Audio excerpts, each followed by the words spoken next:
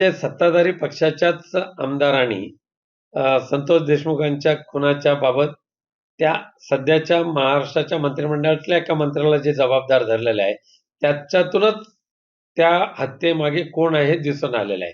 आणि माननीय मुख्यमंत्री देवेंद्र फडणवीस हे ते गांभीर्याने त्याची दखल घेतील, अशी मला खात्री आहे.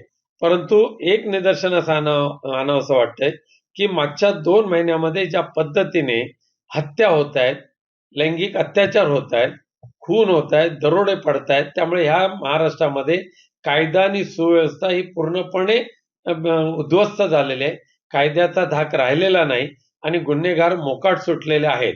बीडमध्ये ज्या पद्धतीने जवळजवळ 2000 पेक्षा जास्त रिव्हॉल्व्हरचा परवाना ज्या अधिकाऱ्यांनी दिलेला आहे, त्या अधिकाऱ्यांना ताबडतोब टर्मिनेट करावं आणि त्यांच्यावर फौजदारी कारवाई करावी, अशी माझी मागणी आहे.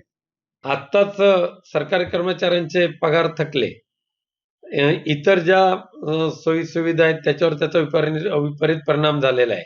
लाखो करोड रुपयाच्या कर्जाच्या मध्ये महाराष्ट्र डुबलेला आहे.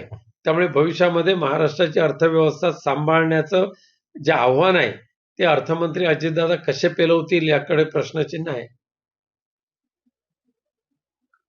लाडक्या बहिणींसारखी योजना ही वाढीव स्वरूपात मिळेल अशी सुरुवात दिली होती. महिला महापालिका आणि जिल्हा परिषदेच्या निवडणुकीपर्यंत हा प्रयोग ते नक्की करतील आणि त्यानंतर ही योजना कायमस्वरूपी बंद करतील. मुंबई महानगरपालिकेच्या निवडणुका आता लागतील, किंवा आपण कशा पद्धतीने तत्पर आहात आणि कशा पद्धतीने यश मिळेल, काय रणनीती होईल आणि विरोधक कशा पद्धतीने कोटी काढण्याचा प्रयत्न करतील, पुन्हा एकदा कुठले वेगळे मुद्दे येतील काय?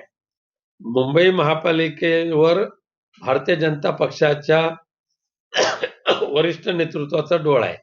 त्यांना महापालिका हडप करायची आहे, पण तरी सुद्धा मुंबईकर जनता ही जागृत आहे. कोणत्या परिस्थितीमध्ये या लुटारूंच्या हातात मुंबई महापालिका ते देणार नाहीत. उद्धवजींच्या नेतृत्वाखाली पुन्हा एकदा मुंबई महापालिकेमध्ये शिवसेना उद्धव बाळासाहेब ठाकरे पक्ष बहुमताने निवडून येईल. एबीपी माझा, उघडा डोळे बघा नीट.